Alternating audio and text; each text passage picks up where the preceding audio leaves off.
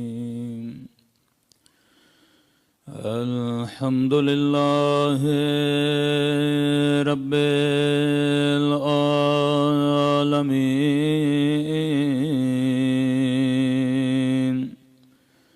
अल्हम्दुलिल्लाहि कमा हुवा अहलो। अस्सलातु वस्सलामु अला सय्यिदिल मुरसलीन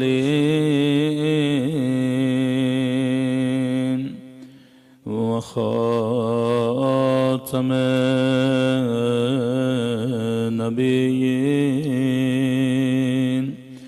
अबिल क़ासिम मुहम्मद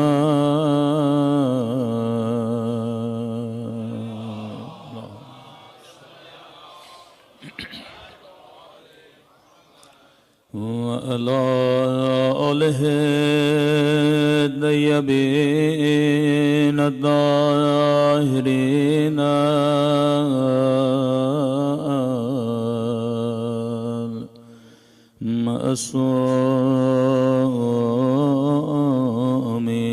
मअसूमीन। सब मिलकर अपने मौला की दुआ। अल्लाहुम्मा कुल्ले वलिका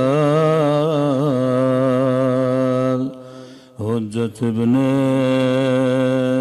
हसन सलवातुका अलैहि व अला आबाए फी हाज़िहि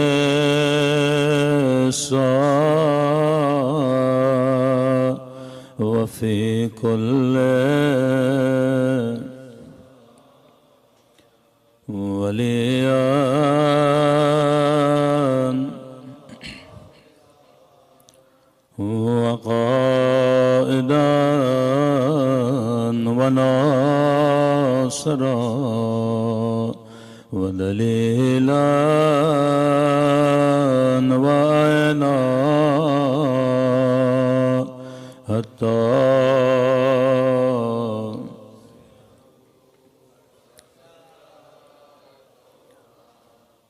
वतुमत्तअहु फ़ीहा तवीला बिरहमतिका या अरहमर राहिमीन। सल्लल्लाहु अलैहि वसल्लम।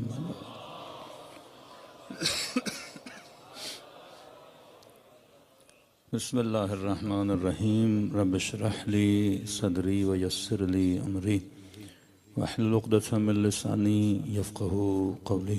अम्मा बअद फ़क़द क़ाल रसूलुनल करीम यौम नदअू कुल्ल उनासिम बिइमामिहिम। सल्लल्लाहु अलैहि मुहम्मद व आले मुहम्मद।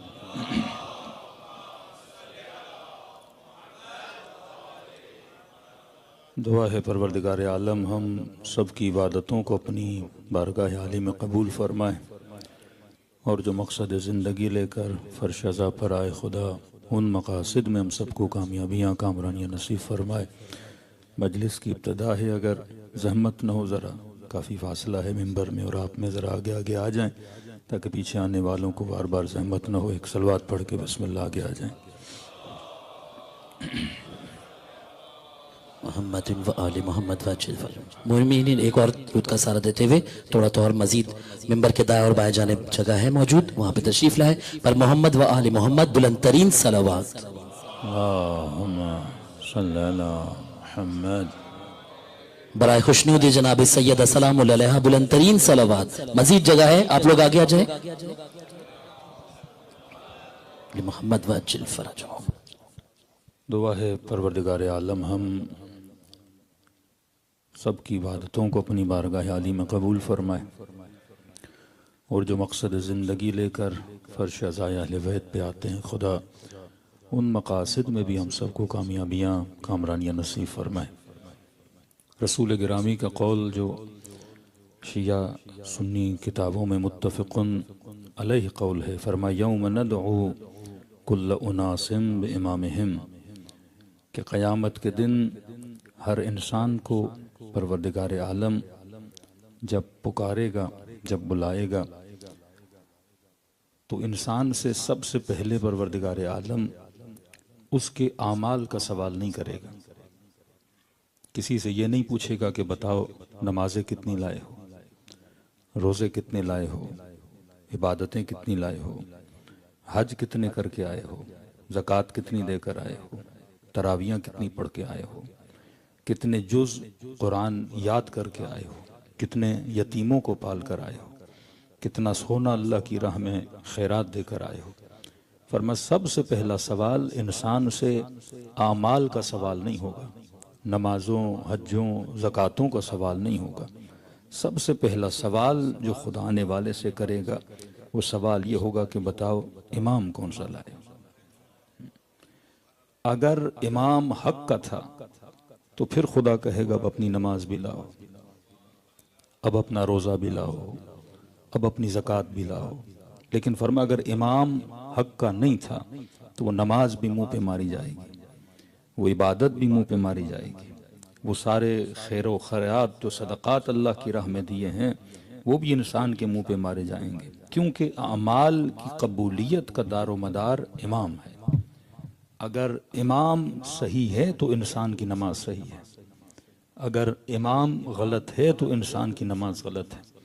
तो करबला की जंग जंग नमाज नहीं, करबला की जंग जंग रोज़ा नहीं कि आप ये कहें कि इमाम हुसैन करबला गए थे क्योंकि माशरे में नमाज ख़त्म हो गई थी, इमाम हुसैन करबला गए थे क्योंकि माशरा रोज़ा नहीं रखता था, इमाम हुसैन करबला गए थे क्योंकि मुआशरा ने हज छोड़ दिया था। अगर मुआशरा हज छोड़ चुका होता तो हुसैन हज छोड़ के करबला न जाते। हाँ? हाजी थे तभी हज छोड़ा ना। अगर मुआशरे में नमाजी न होते तो आप कभी ये न देखते कि लश्कर यजीद में नमाज हो रही है। अगर मुआशरे में इबादत न होती तो हसन बसरी जैसे आबिद कूफे में न होते। तो आबिद इबादत कर रहे थे, हाजी हज कर रहे थे, जिक्र करने वाले जिक्र कर रहे थे, लेकिन मुआशरा नमाज तो पढ़ रहा था, लेकिन जिसे इमाम बनाया था वो यजीद था। तो जंग करबला जंग इमाम है कि अगर तुम नमाज तो पढ़ रहे हो लेकिन तुम्हारा इमाम कौन है, इबादत तो कर रहे हो लेकिन तुम्हारा इमाम कौन है। अगर मुकाबला इबादतों का होता तो अमीरुल मोमिनीन नहजुल बलागा में फरमाते हैं कि शैतान ने 6000 साल इबादत की, तौहीद का भी इकरारी था, क़यामत का भी इकरारी था, आबिद भी था, सरदार मलाइका भी था, लेकिन खुदा ने उसकी सारी इबादतें उसके मुंह पे मार दी, क्योंकि अल्लाह को तो मानता था पर अल्लाह के बनाए हुए को नहीं मानता था। तो जब तक इंसान का इमाम सही न हो, इंसान की नमाज कबूल नहीं, इंसान का रोज़ा कबूल नहीं, इंसान की इबादत कबूल नहीं। बाज़ औक़ात लोग एतराज़ करते हैं कि मौलाना आप मिंबर पे आते हैं और आप शिमर की नमाजों का जिक्र करते हैं, आप इब्ने साद की इबादतों का जिक्र करते हैं। मैंने कहा ज़रूरी है ताकि दुनिया को समझाया जाए किसी की नमाज को देख के इंस्पायर न हुआ करो, किसी की इबादत को देख के उससे मुतासिर न हुआ करो। बड़े से बड़ा आबिद तुम्हारे सामने आ जाए, सबसे पहला सवाल ये करना कि बताओ तुम्हारा इमाम कौन है। हाँ, इमाम सही था तो फिर वो बहजत भी बन सकता है, इमाम सही है तो फिर वक्त का सबसे बड़ा आबिद भी बन सकता है। लेकिन अगर इमाम सही नहीं है तो न इबादतें सही हैं न नमाजें सही हैं। तभी कमाल कर दिया अबा अब्दुल्लाह अल हुसैन ने करबला के मैदान में कि मैंने बारहा कहा कि शिमर वो था जिसने 17 हज किए हुए हैं, इब्ने साद वो है जो कारी भी है, इब्ने साद वो है जो मिंबर पे जाके नबी की हदीसें भी बयान करता है। इब्ने साद वो है जो लश्करे यजीद का पेश इमाम भी है। यहाँ कुछ ऐसे लोग हैं जो मुअज्जिन भी हैं, लेकिन परवरदिगार आलम न उनकी अजानों को देख रहा है, न उनकी नमाजों को देख रहा है। और इतने पुराने नमाजी, कोई 60 साल का नमाजी, कोई 70 साल का नमाजी, किसी ने 16 हज किए हुए हैं, कोई जानबाज जंग सिफ़ीन है, लेकिन कमाल हुसैन ये था कि हुसैन किसी ऐसे को अपने लश्कर में लाए जिसने जिंदगी में कोई नमाज नहीं पढ़ी थी, जिसने जिंदगी में कोई रोजा नहीं रखा, जिसने जिंदगी में कोई हज नहीं किया, लेकिन जैसे वहब कल्बी लश्कर हुसैन में आया, इसका इमाम हुसैन बना, तो खुदा ने वो एक नमाज कबूल की जो ज़ोहर आशूर उसने हुसैन इब्ने अली के पीछे पढ़ी थी। हाँ? तो खुदा ये नहीं देखता कि नमाजी सजदे कर रहा है, खुदा ये देखता है ये नमाजी जो इबादत कर रहा है इसका इमाम कौन है। आज जंग के इमाम है।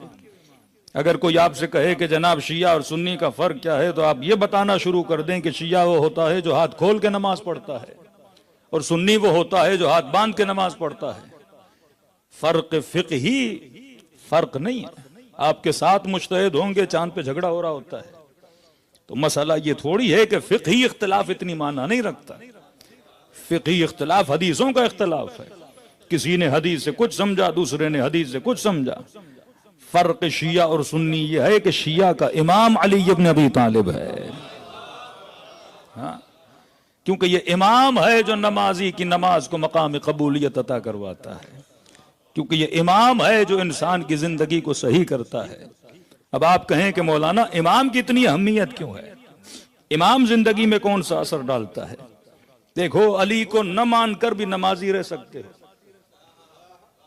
अली को न मानकर भी हाजी रह सकते हो, अली को न मानकर भी हाफिज कुरान रह सकते हो। खवारिज हाफिज थे, इब्ने साद नमाजी था, शिमर हाजी था।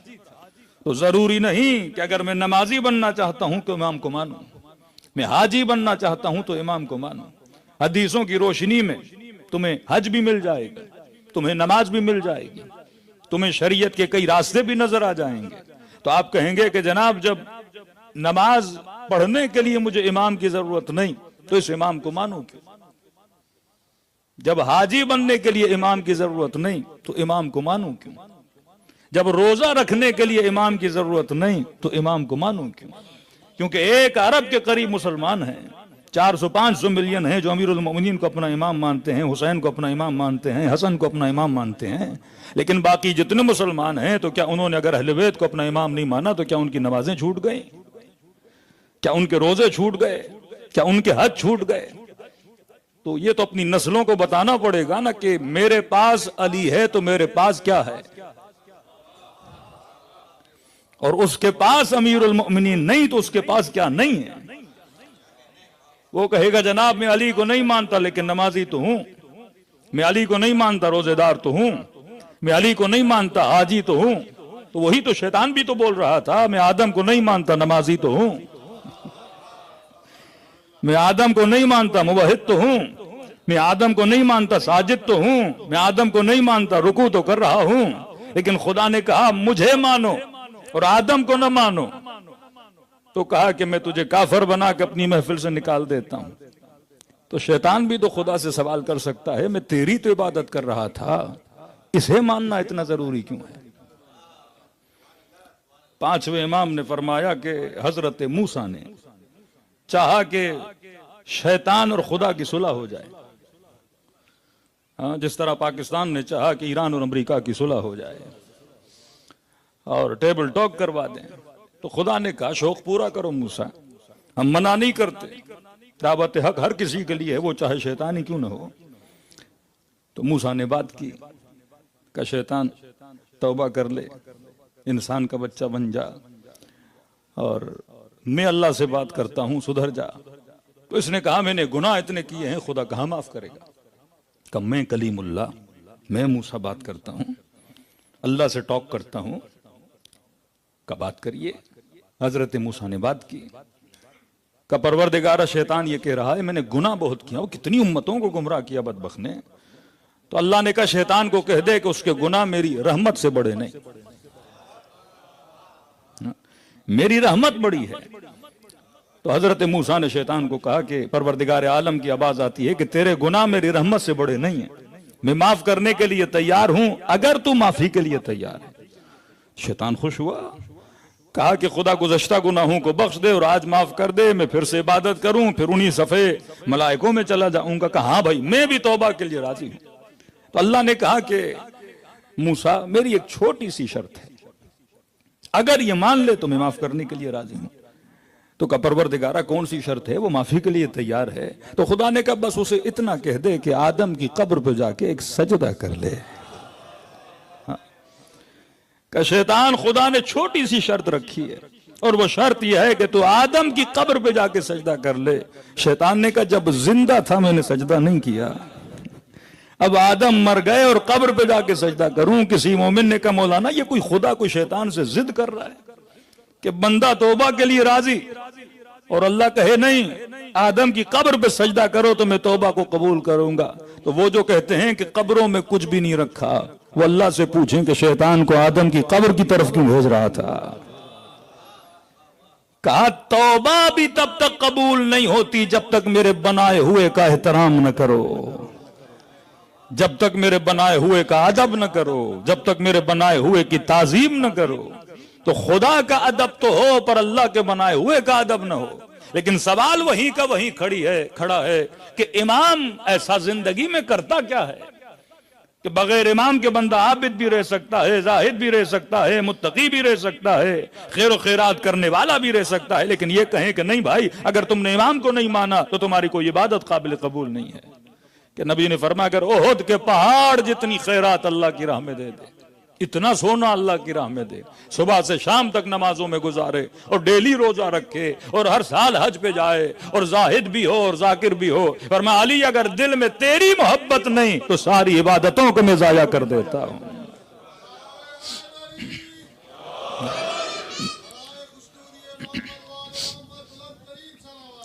मोहम्मद मोहम्मद वज्जिल फरजहुम। कुछ गाड़ियां हैं, बराए मेहरबानी वॉलंटियर्स के पास जाके फौरन हटाइए। CPT 786 CPT 786। फिर इसके अलावा दूसरी है ZHI 333 फिर है 1YP5GN 1YP5GN। फिर है UU0286 UU0286 1YJ1HQ। बड़ा मेहरबानी इनको अपनी जगह से हटाइए। बर मोहम्मद वाले मोहम्मद बुलंद तरीन सलावत।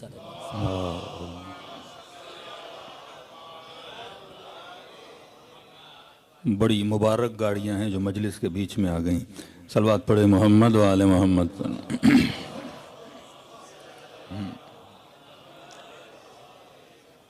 तो कहा कि अगर मेरे बनाए हुए को न मानो तो खुदा न कोई नमाज कबूल करता है न कोई इबादत कबूल करता है। तो सवाल वहीं का वहीं है कि इमाम मेरी जिंदगी में ऐसा क्या कारनामा अंजाम देते हैं कि जिसकी वजह से इमाम को मानना जरूरी है, वरना नमाज नमाज नहीं है बुत परस्ती है, वरना इबादत इबादत नहीं है बुत परस्ती है। किसी हिंदू ने कहा कि क़िबला हम एक पत्थर की पूजा करें तो आप हमें काफर कहते हो और आप सारे मुसलमान हो ही पत्थरों के पीछे। मक्के जाते हो तो जिस घर का तवाफ करते हो वो पत्थर का, जिस हजर अस्वद को चूमने के लिए एक दूसरे को धक्के देते हो वो काला भी पत्थर का, जिस सफा और मरवा के दरमियान दौड़े लगाते हो सफा भी पत्थर मरवा भी पत्थर, और रमिय जमरात में जिस शैतान को कंकर मारते हो वो भी पत्थर और जिससे मारते हो वो भी पत्थर। हाँ का शिया तो 4 कदम आगे हैं, तुम शिया तो पत्थर के अलावा लकड़ी को भी चूमे, करबला जाएं तो चांदी को भी चूमे, सोने के दरवाजों को भी चूमे। का हम तो एक पत्थर को चूमे तो हम बुत परस्त कहलाए और आप लकड़ी चांदी सोने के बीच में घूम रहे हो तो आप बड़े मोमिन कहलाए, आप बड़े मुस्लिम कहलाए। तो मसला एक्शंस का नहीं है, मसला अमाल का नहीं है, मसला आइडियोलॉजी का है कि इमाम वो कौन सा असर मेरी जिंदगी में लाता है। कि अगर इमाम को मानना, इमाम सही है तो इंसान की नमाज सही है, इमाम सही है तो इंसान का रोजा सही है, इमाम सही है तो इंसान की इबादत सही है, अब एक छोटी सी मिसाल, फिर 3 काम जो इमाम करते हैं, और इंशाअल्लाह कल की मजलिस में उसी को कनेक्ट करके तफसील में जाएंगे। फरमाया इमाम, अगर कोई बच्चा आपसे पूछे कि बाबा ये बताइए इमाम का काम क्या है, देखो वो काम दिखने में बड़ा भी नहीं और अपनी वजूद में वो काम है भी बहुत बड़ा। मिसाल के तौर पर यहाँ पे 500 नमाजी जमा हो जाएं सेंटर में, और नमाज इनको प्रॉपर आती हो, हमद इनको प्रॉपर आता हो, रुकू इनको आता हो, सजदा इनको आता हो, लेकिन इन नमाजियों को काबे का पता ना हो, इन नमाजियों को किबले का पता ना हो, और आप कहें जनाब किबला बताएं, का नहीं, हमें किबले की जरूरत नहीं है, जहां देखो वहां अल्लाह है, जहां चेहरा करो वहां अल्लाह है, फही नमा तुवल्लू फसम्मा वजहुल्लाह, कि जहां देखो वहां परवरदिगार आलम है। और ये नमाजी नमाज में शुरू हो जाए।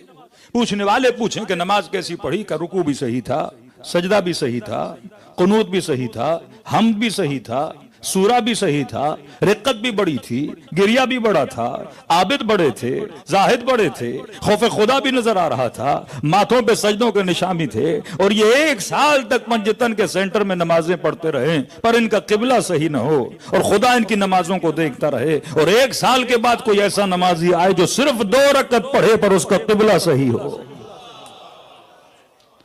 तो खुदा 1 साल की नमाजों को कबूल नहीं करेगा, लेकिन 2 रकात की नमाज को कबूल करेगा। फरमाया नमाजी की नमाज तब कबूल होती है जब उसका किबला काबा हो।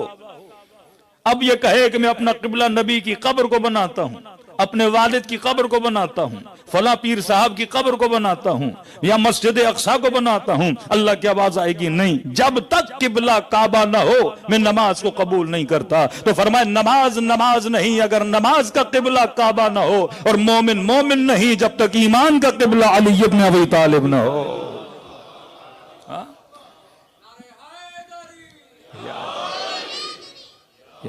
तो इमाम का दूसरा नाम किबला होता है, या उर्दू में कहें तो तरफ होता है, या और कहें तो रुख होता है। मिसाल के तौर पे अब आप कहें कि मौलाना हमें किबले का पता नहीं, तो छोटे से बच्चे को भी कहो कि बेटा किबला ढूंढ के दो, तो फौरन मोबाइल निकालेगा, लिखेगा किबला फाइंडर, सॉफ्टवेयर निकलेगा, और जब उस सॉफ्टवेयर को खोलेगा उसमें एरो नजर आएगा, तरफ बताएगा कि यहां रुख करो, इधर काबा है, का ये जो रुख बताता है इसी को इमाम कहते हैं। इमाम का काम है रास्ता बताना, चलना तो तुमने है, मसाफत को तय तुमने करना है, अमाल को लेकर जाओगे, जिंदगी में सफर करोगे, लेकिन इमाम क्या है, तुम्हें रास्ता बताता है। जमल वालों को रास्ते का पता नहीं, सिफीन वालों को रास्ते का पता नहीं, नबी के बाद उम्मत परेशान कि हम किस रास्ते पर चले, जब राहें गलत हों। अब मकसद यह है कि हर बंदा दुआ करता है इहदिनस सिरातल मुस्तकीम, इहदिनस सिरातल मुस्तकीम, और यह दुआ हर मुसलमान पर वाजिब है, शिया हो सुन्नी हो, कहेगा ए खुदा मुझे सीधे रास्ते पर हिदायत फरमा, सीधे रास्ते पर हिदायत फरमा। अब सवाल है ये सीधा रास्ता दिखाएगा कौन? कहते नबी के हाथ में छड़ी थी और जमीन पे लकीरों को खींच रहे थे, कोई टेढ़ी लकीर, एक मर्तबा सीधी लकीर खींची, नबी ने फरमाया न ये सिरात मुस्तकीम है, न ये सिरात मुस्तकीम है, ये जो सीधी लकीर देख रहे हो ये सिरात मुस्तकीम है। कहा या रसूल अल्लाह सीधी लकीर क्या है? सामने से अमीरुल मोमिनीन आ रहे थे। कहा अगर सिरात को देखना है तो अली इब्न अबी तालिब को देखो।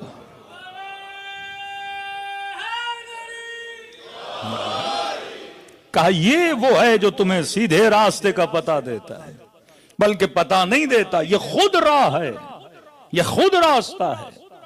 तभी पूरा कुरान पढ़ोगे तो पूरे कुरान में कहीं पर नहीं है इक़रा सला, नमाज पढ़ो, नमाज पढ़ो। हर जगह यह है कि अकीमुस्सला, अकीमुस्सला, कि नमाज को कायम करो। कहीं पर नहीं है कि नमाज पढ़ो। पढ़ने वाले और हैं, कायम करने वाले और हैं। करबला में 2 लश्कर थे, एक लश्कर नमाज पढ़ रहा था, दूसरा लश्कर नमाज को कायम कर रहा था। क़ियामुस्सलात, नमाज को कायम करो क्या है? अमीरुल मोमिनीन से पूछा। और अजब है कि जहां जहां अकीमुस्सलात है वहां तो ज़कात है। नमाज के साथ खुदा ने ज़कात को मिलाया है कि नमाज को कायम करो और ज़कात दो। फिर तीसरा जुमला यह है वरकऊ मार राकीन, और रुकू करने वालों के साथ रुकू में चले जाओ। ये नहीं है कि सजदे करने वालों के साथ सजदे में चले जाओ। आप नमाज जमात में शरीक होना चाहते हो तो कब होते हो? जब रुकू में इमाम जमात होता है, दूर से आवाज देते हो या अल्लाह आ रहा हूं मौलाना साहब, जरा अपने रुकू को तूल दीजिए ताकि मैं भी जमात में शरीक हो जाऊं, ताकि मैं भी नमाज में शरीक हो जाऊं। तो का पहला हुक्म यह था कि नमाज को कायम करो, दूसरा हुक्म यह था कि ज़कात दो, तीसरा हुक्म यह था कि रुकू करने वालों के साथ रुकू में चले जाओ। और अजब है, जब अली की विलायत का ऐलान हुआ तो ऐलान भी नमाज में हुआ। इन्नमा वलीयुकुमुल्लाह, में अल्लाह वली, मेरा रसूल वली। तीसरा वो वली है जो नमाज को कायम करता है और हालत रुकू में ज़कात देता हुआ नजर आता है। विलायत को ज़कात के साथ मिला दिया। अमीरुल मोमिनीन से पूछा कि मौला ये वरकऊ मार राकीन क्या है? इमाम ने फरमाया यहां सलात से मुराद अली इब्न अबी तालिब है कि अली की विलायत को कायम करो और रुकू करने वालों के साथ रुकू में चले जाओ, क्योंकि जो ज़कात अली ने दी थी वो आलम रुकू में दी थी। तो फरमाइए तीन चीजें जब मिलती हैं तो इंसान अहले विलायत बन जाता है। अब सवाल यह है, अगर अहले विलायत बन गया तो इमाम का असर मेरी जिंदगी में क्या है? इमाम का काम नमाज सिखाना नहीं, वो फैज इमाम हो सकता है। असल काम इमाम क्या है? इमाम का काम है रास्ता दिखलाए, इमाम का काम है आइडियोलॉजी बनाए, इमाम का काम है उसूल पसंद बनाए। आज वल्लाह पूरी दुनिया में देखो 1 अरब के करीब मुसलमान हैं। कोई कहे कि इन सब मुसलमानों में और अलीउन वलीउल्लाह वालों में फर्क क्या है, तो आप बरमला बोल सकते हो सब मुसलमान जालिम के सामने झुक जाते हैं, अलीउन वलीउल्लाह वाले जुल्म के सामने झुकने वाले नहीं हैं। कहा तो मिन जिल्ला वाले हैं कि ये जिल्लत की जिंदगी से इज्जत की मौत को बेहतर मानते हैं। आज वाज़े फर्क दुनिया में नजर आता है ना कि भाई हैं तो सारे मुसलमान, लेकिन ये कुछ मुसलमान कैसे हैं जिनके अंदर खौफ नहीं पाया जाता, जिनके अंदर हक व बातिल की पहचान पाई जाती है। तो देखो इमाम जिंदगी में असर क्या डालते हैं। इमाम का काम है तुझे हक व बातिल का फासला बताए, लेकिन दूसरी तरफ आप मुसलमान देखोगे 1400 साल से उम्मतें कंफ्यूज हैं कि कातिल भी रजी अल्लाह, मकतूल भी रजी अल्लाह, जिसने मारा वो भी जन्नती, जो मर गया वो भी जन्नती।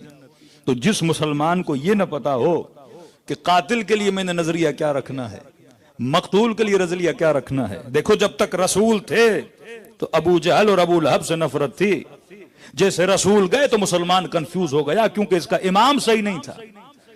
अगर इमाम सही होता तो मुसलमान कंफ्यूज न होता।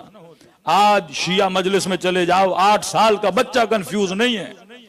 इससे पूछो कि बेटा यजीद पे लानत करनी चाहिए कि नहीं, मैंने कहा तू पूछेगा ये 3-4 भेज के बता देगा।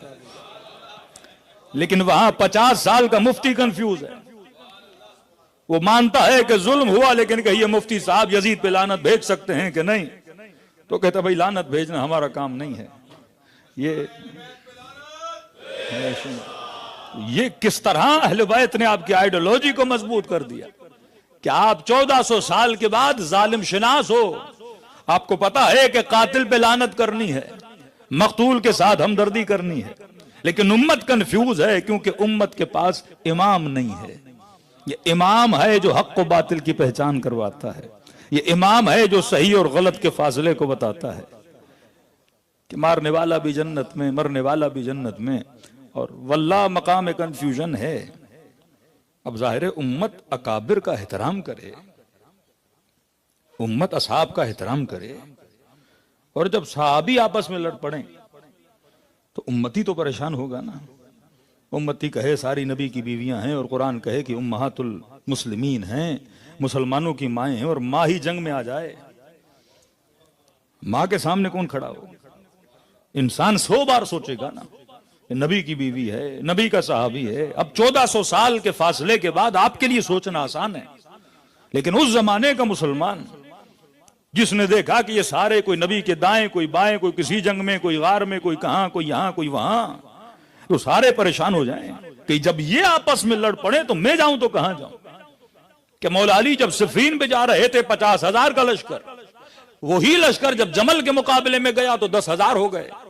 40,000 ने कहा कि अली हम कैसे जाएं, कि सामने तलहा है, सामने जुबैर। अब जुबैर कौन? अली की पुफी का बेटा, जनाब सफिया का बेटा। सामने कौन? नबी की जौजा। तो उम्मत को कंफ्यूज होना तो बनता था। इन कंफ्यूजन से निकालने के लिए फरमाया कि अलीयुन मअल हक़ वल हक़्क़ु मअ अली। क्या अली, या अली। देखो, जब नबी की हदीस सुनो तो थोड़ा गौर से सुना करो। का अलीयुन मअल हक़, अली हक के साथ है, वल हक़्क़ु मअ अली, और हक अली के साथ है। फिर का ये ना देखना हक कहां जा रहा है, ये देखना कि अली कहां जा रहा है। तो सवाल तो बनता, या रसूल अल्लाह, कभी कह रहे हैं ये साथ हैं, कभी कह रहे हैं ये ना देखना कि हक कहां जा रहा है, ये देखना कि अली कहां जा रहे हैं। तो क्या ये इम्कान है कि हक अली से जुदा हो और हक किसी और रास्ते पे चल पड़े? तो नबी कहें कि हक को नहीं देखना। देखो, हक है नजरिया, अली है मिस्दाक। हाँ? एक में कहता हूं सच और दूसरी की तरफ कहता हूं सच्चा। तो भाई, अगर कोई सच्चा आदमी देखना है तो मसा फला मोमिन को देख लो, कोई बाहया औरत देखनी है फला को देख लो, कोई गैरतमंद देखना है फला को देख लो, वफादार देखना है अब्बास को देख लो, बहादुर औरत देखनी है ज़ैनब को देख लो, रिशादत देखनी है अली अकबर को देख लो। तो जिसके अंदर सिफत घुल जाए वो मिस्दाक, और एक सिफत खाली है सच। अब सच इसमें भी है, सच इसमें भी हो सकता है, सच इसमें भी हो सकता है। अब जब मुसलमानों ने नबी के बाद एक नजरिया बनाया कि सारे के सारे सितारों की तरह हैं, अब सब सितारे बन गए ना, सितारे बन गए मतलब सारे के सारे हक हैं। अब कहा कि पहला भी हक, दूसरा भी हक। ये हक चार यार बोलते हैं, हक चार यार मतलब चार के चार क्या हैं? हक। अमीर शाम भी हक, नबी की बीवी भी हक। अब हक आपस में लड़ पड़े, हकों के बीच में झगड़ा हो गया। भाई, चार मौलाई आपस में लड़ पड़े तो आदमी क्या करे? चार रसूल के मानने वाले आपस में लड़ पड़े। अब देखने वाला ये नहीं देख रहा कि ये तलहा है, देखने वाला ये नहीं देख रहा कि ये जुबैर है, देखने वाला ये नहीं देख रहा कि नबी की ज़ौजा है, देखने वाला ये देख रहा है कि ये भी हक है, ये भी हक है, ए भी हक है, बी भी हक है, सी भी हक है। वो ऐसे लेके जेड तक सबको हक मानता है। और जब सारे हक आपस में लड़ पड़े तो नबी ने फरमाया, ये न देखना हक कहां जा रहे हैं, ये देखना कि अली कहां जा रहे हैं। हाँ?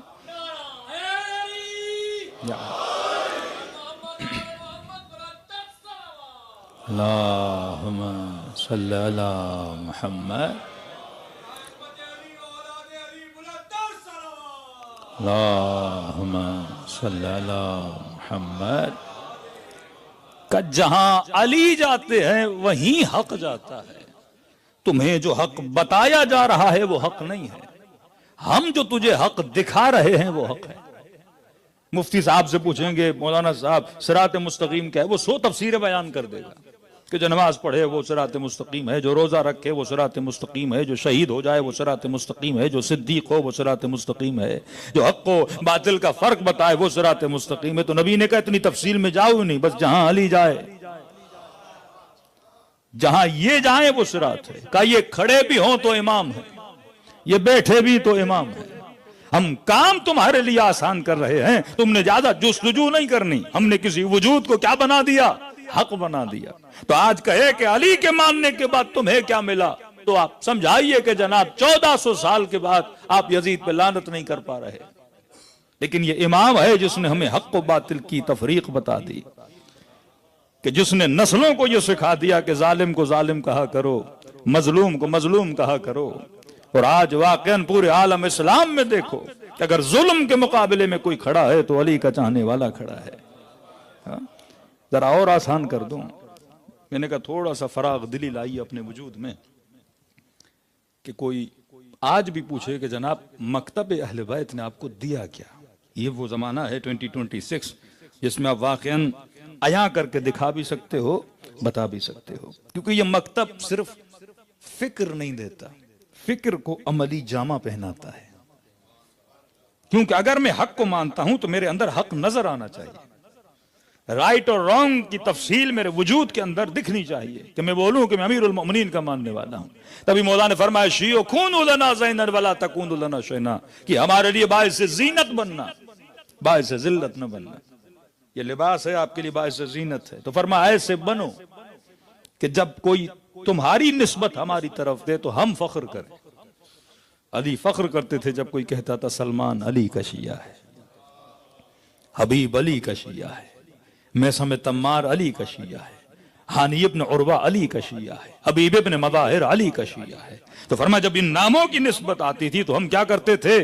फख्र करते थे।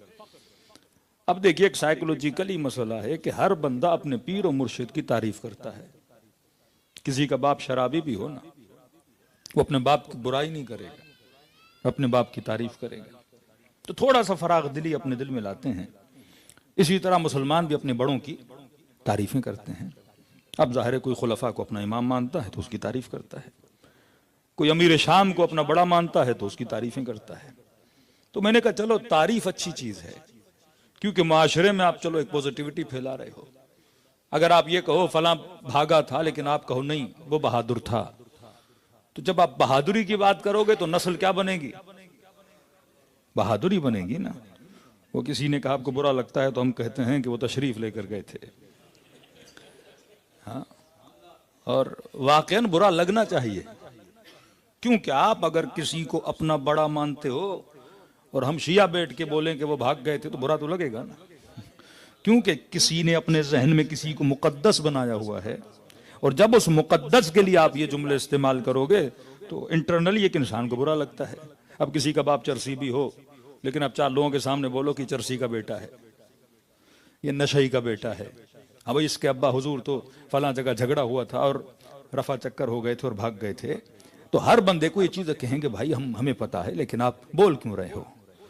हाँ, हमें बुरा लग रहा है। कंजूस को कंजूस बोलो तो बुरा लगता है, लेकिन कंजूस को सखी बोलो अच्छा लगता है, बुज़दिल को बहादुर बोलो अच्छा लगता है। फितरत का तकाजा है। आप ये टेक्निक बता रहा हूं सेंटर्स को कि कोई चंदा ना देना, आप 4 लोगों को भेज दो और उसकी सखावत की तारीफें करना शुरू कर, मैं गारंटी देता हूं वो कम से कम 100 200 400 तो निकाल के दे ही देगा।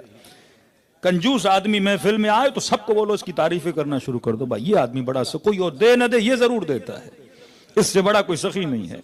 फितरत का तकाजा है कि इंसान को अपनी तारीफ अच्छी लगती है। अगर इंसान में ऐब भी हो, उस ऐब का जिक्र करो तो इंसान को बुरा लगता है। तो मैंने किसी बरादर बुजुर्गवार को कहा, मैंने कहा किबला आप अपने बड़ों की तारीफें करते हैं, कोई बात नहीं, ये फितरी तकाजा है। हम अपने मामों की तारीफ करें, आप अपने बुजुर्गों की, लेकिन करो तारीफ, ताकि जब बहादुरी के किस्से सुनाओ तो नस्लें बहादुर बने। जब सखावत के किस्से सुनाओगे तो नस्लें सखी बनेंगी। जब शहादत के किस्से सुनाओगे तो नस्लें शहादत परवर बनेंगी, शहीद परवर बनेंगी। मैंने कहा अच्छी बात है। आपने खालिद बिन वलीद के किस्से सुनाए, बहस हुई हमारी बड़ी बड़ी कि खालिद बहादुर थे, अली बहादुर थे। कहां भी अमीरुल मोमिनीन तो बहादुर थे, लेकिन खालिद भी कम नहीं थे। इतनी जंगें की, इतनी फतुहात की कि जनाब उमर ये कहें कि अगर खालिद जिंदा होता तो मैं अपने बाद किसको खलीफा बनाता? खालिद को बनाता। मैंने कहा अच्छी बात है, मैं फराग दिली से सोच रहा हूं। क्या आप खालिद बिन वलीद के बहादुरी के किस्से सुना रहे हैं तो कम से कम नस्ल में बहादुरी जाएगी। कहा हजरत उमर हमारे बड़े बहादुर थे, ईरान को फतह किया, रोम फतह हुआ, इतनी फतुहात हुई। मैंने कहा अच्छी बात है, आप अपनी नस्लों को बहादुरी सुना रहे हो ताकि नस्लें क्या बने? बहादुर बने। मैंने कहा भाई खालिद भी बहादुर, जनाब उमर भी बहादुर, इतने सारे असहाब के आप किस्से सुनाते हो, सारे के सारे बहादुर। मैंने कहा जब बहादुरी सुनाते हो तो उस बहादुरी का असर भी तो हो। मैं उम्मीद रखता हूं कि जब हम नस्लों को बहादुरी के किस्से सुनाते हैं तो नस्लें क्या बने? बहादुर बने ना। मैंने कहा 40 से ज्यादा मुसलमान मुल्क थे, मैं उम्मीद रखता था जिन उम्मतों ने उमर की बहादुरी के किस्से सुने, खालिद की बहादुरी के किस्से सुने, कोई एक हुक्मरान तो होता जो अमेरिका के सामने उमर बन के खड़ा हो जाता। कोई एक तो होता है जो नेतन्याहू के सामने खालिद बिन वलीद साहब बन के खड़ा हो जाता। अब यहां पे सोचने पर मजबूर हैं, बहादुरी के किस्से आपने भी सुनाए, खैबर हमने भी सुनाई, खंदक हमने भी सुनाई, लेकिन फर्क यह था कि आप सिर्फ बहादुरी सुनाते रहे, बहादुर बना नहीं पाए। यह तरबियत अली का असर था कि हमने खैबर भी सुनाई, खैबर शकन मिसाइल भी दिखाए। यह आइडियोलॉजी ऑफ इमाम है। अब आप कहेंगे कि मौलाना हम ये कैसे कर पाए, वो क्यों नहीं कर पाए? क्योंकि सिर्फ किस्से सुनाने से कौम बहादुर नहीं बनती। हमें अहले बैत ने एक सिस्टम दिया जिसका नाम था फर्श अज़ा अबा अब्दुल्लाह अल हुसैन। यह हम नस्लों को बुलाते हैं और नस्लों को बिठाते हैं। जिस तरह हज के अरकान हैं, इसी तरह अज़ा हुसैन के अरकान हैं। हज में तवाफ होता है, हज में सही और सफा और मरवा होता है, हज में रम्य जमरात होता है। तो किसी ने कहा कि भाई मजलिस थी, मैसेज कर देते याद हुसैन है, मैसेज कर देते क्या शहादत हुसैन है। मैंने कहा यह फेस्टिवल नहीं है, यह तरबियत गाह अबा अब्दुल्लाह अल हुसैन है। यहां बुलाया जाता है, यहां बिठाया जाता है, यहां नस्लों के दिलों में बहादुरी पैदा की जाती है, यहां बुज़दिली मिटाई जाती है, यहां कॉन्सेप्ट ऑफ जुलूस है, यहां मातम है, यहां आजादारी है, यहां आंखों में आंसू आते हैं तो तब जाके जालिम से नफरत पैदा होती है। कोई कहे कि जनाब शिया रोते क्यों हैं? मैंने कहा अगर आप भी रोते तो आज जालिम से नफरत होती, क्योंकि तुम्हारे मुफ्ती रोते नहीं, तभी वो ट्रम्प साहब के नाश्तों पे चले जाते हैं। ये वजूद के अंदर इमाम हुसैन ने जो तवल्ला और तबर्रा पैदा किया, ये आंसू मजाक नहीं है। जब आप एक आंसू बहाते हो तो आप एक जुल्म को सुनते हो और आंसू बहाते हो ना। मतलब शिया जुल्म को बर्दाश्त नहीं करता। हुसैन ने इसके दिल को संग बनने नहीं दिया, पत्थर बनने नहीं दिया। कहा मैं अपने शियों का दिल कभी पत्थर बनने नहीं दूंगा। तभी फरमाया हसन इब्न अली वसीयत अमीरुल मोमिनीन है, कूनू लिज़ालिम खस्मा वलिल मज़लूम औना, कि जालिम के लिए अपने दिल में नफरत को रखना और मजलूम के लिए अपने दिल में हमदर्दी को रखना। और बाज लोग इस जुल्म को सिर्फ महदूद करना चाहते हैं करबला की हद तक। बाज लोग मजलूम को महदूद करना चाहते हैं करबला की हद तक। मेरे अजीज फिर इमाम ज़ैनुल आबिदीन ये न कहते, जब कोई मोमिन ये कहता था मौला मेरे घर में बच्ची पैदा हुई है, तो मौला फौरन कहते थे मोमिन अपनी बच्चियों को तमाचे न मारा करो। अगर करबला महदूद होती, आज ये जुल्म किया जा रहा है बाज उलमा से, बाज लोगों की तरफ से, कि करबला को महदूद करने की कोशिश की जा रही है। अगर करबला महदूद होती तो इमाम हुसैन फरमाते हुसैन यजीद की बेअत नहीं करेगा, लेकिन फरमाया मिसली ला युबायउ मिसल यजीद, हुसैन जैसा यजीद जैसों की बेअत नहीं करेगा। जिसके अंदर हुसैन की आइडियोलॉजी होगी वो कभी जुल्म को एक्सेप्ट नहीं करेगा। इमाम तुझे सही और गलत की तबयीन करता है, ये नहीं कि आप करबला वाले जुल्म को तो जुल्म बोलो, आज के जुल्म को जुल्म न बोलो। 62 हिजरी में जो काम गलत हुआ उसे तो गलत बोलो, लेकिन आज के गलत को गलत नहीं बोलो। हुसैन एक जिंदा चलती हुई आइडियोलॉजी का नाम है। हम बुत परस्त नहीं हैं, हम फिक्र हुसैन के मानने वाले हैं। ये बुत परस्ती है कि हम पिछली चीजों को तो माने और आज की चीज को न माने। पर जिसके अंदर क्यों ये नारा लगाते हो कि अली का तर्ज जिंदगी मुनाफिकत की मौत है, ये तर्ज जिंदगी है जो मुनाफिकत को खत्म करता है। शिया वाहिद मकतब है जो जिंदा मकतब है। हम बरेलवी नहीं हैं कि सिर्फ जूतियों को सीने से लगाएं, कि सिर्फ नबी के बाल को चूमें। हम फिक्र रसूल को चूमते हैं, हम फिक्र अली को चूमते हैं। आज मसला नमाज से नहीं, आज मसला रोजे से नहीं, आज मसला मुस्लिम से नहीं, आज मसला फिक्र अली इब्न अबी तालिब से है।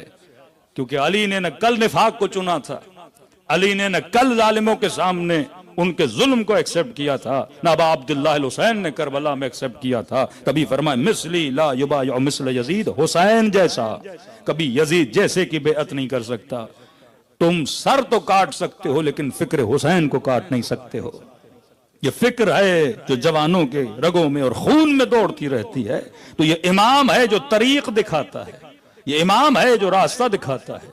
क्यों अबा अब्दुल्लाह हुसैन के जुमले हैं, जब मौला के सर पे छुरी चलाई जा रही थी उस वक्त फरमाया वल्लाहि लम यस्कुन दमी, खुदा की कसम मुझ हुसैन का खून चुप नहीं बैठेगा, मुझ हुसैन का खून साकिन नहीं होगा। क्या मतलब अबा अब्दुल्ला का? मेरा खून चुप नहीं बैठेगा। हाँ, किसी पर भी जुल्म हो उसका खून चुप हो जाता है। आज बड़े से बड़ा जुल्म हो, वो चाहे यमन में हो, वो चाहे फिलिस्तीन में हो, 4 दिन 5 दिन 1 महीना 4 महीना लोग भूल जाते हैं, लेकिन फरमाया हुसैन के खून को कोई भूलेगा नहीं, क्योंकि ये अल्लाह का इरादा है। इस खून हुसैन को जिंदा रखे। किसी इमाम का खून इस तरह नहीं जिस तरह खून अबा अब्दुल्ला है। किसी इमाम की शहादत आए, उसकी तुरबत खून में रंगीन नहीं हो जाती। यह हुसैन है जिसकी तुरबत हर साल खून में रंगीन हो जाती है। फरमा लम यस्कुन दमी, मेरा खून कभी साकिन नहीं बैठेगा। कब तक? फरमाया जब तक मेरे बेटे महदी का ज़हूर नहीं हो जाता। सलवात पढ़े मौला की शान पर।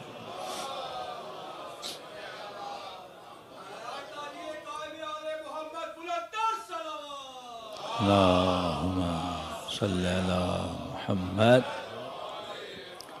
फरमा जब तक मेरे बेटे महदी का ज़हूर नहीं हो जाता। ताज्जुब है कि इमाम हुसैन ने करबला को महदी से मिलाया, करबला को ज़हूर से मिलाया। मैंने बड़ा सोचा, मैंने कहा 11 शहीद हो गए 12वां ग़ैबत के पर्दे में, शियों को जमा कौन करता? इमाम तो है नहीं ग़ैबत के पर्दे में। शिया मुख्तलिफ हालात में, हिजरतों में इनके बच्चों के नाम को देखकर इनको कत्ल किया जाए, इनको बसों से उतार कर इनको मारा जाए। मुख्तलिफ हालात में ये लोग दौड़ते रहे, मरते रहे, कत्ल होते रहे, और इमाम नहीं इनके सर पर। तरबियत कौन करेगा इनकी? समझाएगा कौन इनको? जमा कौन करेगा? दुनिया परेशान है। एक ऐसी कौम जो इमाम को मानती है और जिनका इमाम 1000 साल से ज्यादा गुजर गए, पर्दे गैब में है। कहते हैं एक इमाम नजर भी नहीं आता, ये फिर भी जमा हो जाते हैं, मिलियंस में जमा हो जाते हैं। ये कौन है इनको जमा कर रहा है? पता चला अल्लाह ने गैबत इमाम में एक निजाम दिया, जिस निजाम का नाम हुसैन इब्न अली है। कहा ये हुसैन के नाम पे जमा होंगे, और ये हुसैन है जो इनको सब कुछ सिखाएगा, ये हुसैन है जो इनको सब कुछ बताएगा, ये हुसैन है जो इनको बाहया बनाएगा, ये हुसैन है जो इनको गैरतमंद बनाएगा, ये हुसैन है जिनके दिल में इबादतों की मोहब्बत को पैदा करेगा। जब किसी मजलिस में पाबंदी लगी तो ईरान के बहुत बड़े आलिम दीन गिरिया करने लगे, और किसी शागिर्द ने कहा किबला 3 दिन गुजर गए, इमाम हुसैन की मजलिस पे पाबंदी लगी शाह ईरान की तरफ से, और आप इतना गिरिया कर रहे हैं। अरे मजलिस तो मुस्तहब अमल है, मुस्तहब अमल पे इतना रोना कैसा? नमाज पे पाबंदी लगती आप रोते, रोजे पे पाबंदी लगती आप रोते, हज पे पाबंदी लगती आप रोते, लेकिन नमाज एक मुस्तहब, मजलिस एक मुस्तहब अमल है। अब मुस्तहब अमल पे इतना गिरिया कर रहे हैं। ये गिरिया वाजिब के लिए बनता है, मुस्तहब के लिए नहीं बनता। उस आलिम ने कहा कि हाँ मेरे लाल सही कह रहे हो कि मजलिस हुसैन एक मुस्तहब अमल है, लेकिन याद रखना ये कायनात का वाहिद मुस्तहब अमल है जिसके अंदर से कई वाजिब बाहर निकलते हैं। ये नस्ल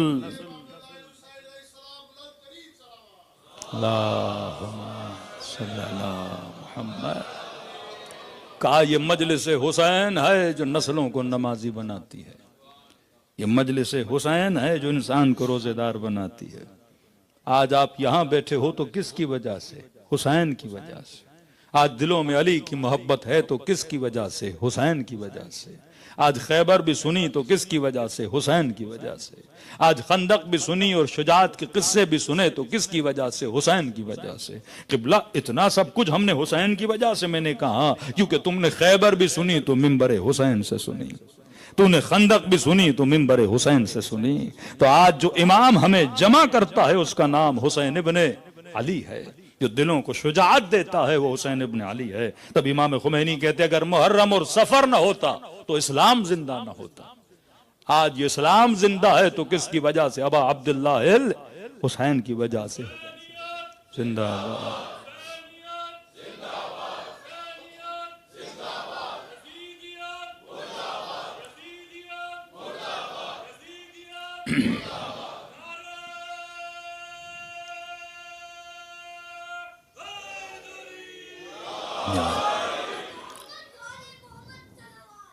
अल्लाहुम्मा सल्ली अला मुहम्मद। ये जो नारा लगा हुसैनियत, ये आइडियोलॉजी है, यजीदियत ये आइडियोलॉजी है। क्या मतलब यजीदियत? मुर्दाबाद। यजीद तो मर गया, हड्डियां सड़ गईं, आज क़अर जहन्नुम में जल रहा है। तुम फिर भी नारा लगा रहे हो कि यजीदियत मुर्दाबाद। मतलब जब तक हुसैनी है वो किसी यजीद को जीने नहीं देगा। हाँ, ये फर्श अदा पे आने के बाद इमाम हुसैन ने आपकी नस्लों के अंदर डाल दिया कि शिया यजीद ढूंढता रहता है कैसे कहीं मिल जाए, शिया शिमर ढूंढता रहता है कैसे कहीं मिल जाए। और मैंने कहीं मजाहन कहा था, मैंने कहा जहां कोई यजीद हो भी ना ये आपस में लड़ पड़ते हैं क्योंकि जेनेटिकली इसके अंदर है, ये ढूंढता है। बचपन से इसे जुल्म और जालिम से नफरत दिलाई गई। ये अगर नस्ली शिया हो ना, कल इथियस भी बन जाए, ये जुल्म से मोहब्बत नहीं कर सकते क्योंकि इसके जेनेटिकली इसके अंदर ये चीज बायोलॉजिकल इसके अंदर डेवलप हुई है। जो बचपन से सुने किसी ने बच्चे को मारा, किसी ने 4 साल बच्ची को मारा, तो इसके अंदर क्या पैदा हो रहा है? जालिम से नफरत। बच्चियों को मारने वाले से मोहब्बत नहीं की जाती, औरतों पे जुल्म करने वाले से मोहब्बत नहीं की जाती। इमाम हुसैन इसके अंदर क्या पैदा कर रहे हैं? एक आइडियोलॉजी पैदा कर रहे हैं ना। फरशजा क्या बनाता है? सखी बनाता है। आखिरी ड्यूटी और तफसील में कल मैं जाऊंगा। तो इमाम का काम हक व बातिल की पहचान कराना। दूसरा इमाम का काम क्या है, जो सबसे अहम काम है, जिसे कहते हैं ड्यूटी ऑफ इमाम, जिसे कहते हैं कार इमाम। क्या आप कहें कि अल्लाह ने इमाम को इस काम के लिए भेजा? इमाम इसलिए नहीं आए कि मुझे नमाज पढ़ाए, मुझसे रोजा रखवाए। ये एक मौलवी भी करवा सकता है, ये नबी का सहाबी भी कर सकता है, ये सलमान भी कर सकता है, ये मैं समेत तम्मार भी कर सकता है, ये हानी इब्न उरवा भी कर सकता है, ये मौला का बेहतरीन सहाबी होगा वो भी ये काम करेगा। खुद इमाम का काम क्या है? कार इमाम। क्या आप ये कहें कि 1000 साल का फासला है, आज इमाम नहीं तो कार इमाम रुक गया? अगर इमाम नहीं तो कार इमाम रुक गया, क्योंकि इमाम होता तो कार इमाम जारी होता। लेकिन आप देखते हैं कार इमाम रुका नहीं। और वो खुदा कार इमाम को किसके जरिए से कर रहा है? फर्श अज़ा हुसैन इब्न अली से कर रहा है। हाँ, मेरा पूरा अशरा है, आप उसमें पढ़ें, द सीक्रेट नेटवर्क ऑफ अहलुल बैत अलैहिस्सलातु वस्सलाम, कि किस तरह अहलुल बैत ने अपने सीक्रेट नेटवर्क के जरिए से इस पूरे निजाम तशय्यो को संभाला और चलाया। उसमें हर इमाम की अपनी मेहनतें और ज़हमतें, फिर उसके बाद अखबारियत का जमाना, फिर उसूलियत का जमाना, फिर हाकिमियत का जमाना, फिर शिया आहिस्ता आहिस्ता अपडेट होता रहा। जो आज आप देख रहे हैं कि पूरे आलम इस्लाम में जो खुदा ने शियों को इज्जत दी है, पूरी उम्मत में किसी मुसलमान को नहीं दी है। और इज्जत क्यों मिल रही है? ये फर्श अज़ा हुसैन इब्न अली की वजह से। किसी के अंदर ऐसे जवान नहीं है जैसे आपके अंदर है, किसी कौम के अंदर ऐसे बहादुर रहबर नहीं है जैसे शिया के अंदर है, किसी कौम के अंदर इतने बहादुर जनरल नहीं है जैसे शिया के अंदर है। ये सारा कहां से मिल रहा है? ये अर्क़े अज़ा अबा अब्दुल्लाह अल हुसैन है, ये फर्श अज़ा है जो आपकी फिक्र बनाती है। तो कार इमाम क्या है?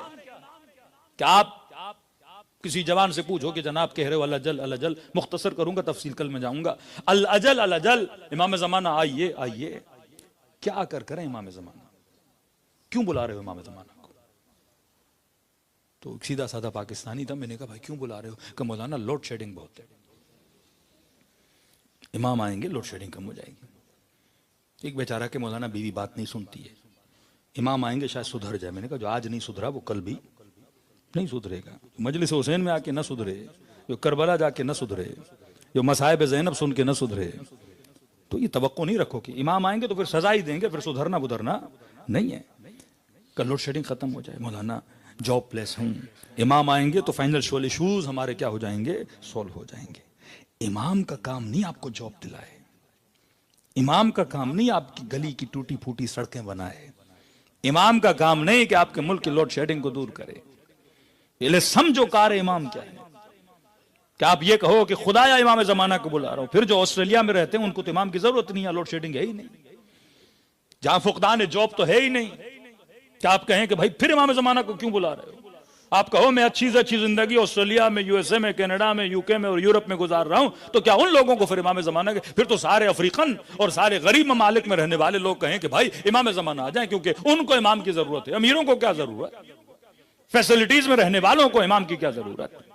तो पहले यह सोचना पड़ेगा कि इमाम ज़माना कुछ ऐसा करेंगे जो आज दुनिया के हुक्मरान नहीं कर पा रहे। इमाम ज़माना कुछ ऐसा करेंगे जो आज के निजाम नहीं कर पा रहे।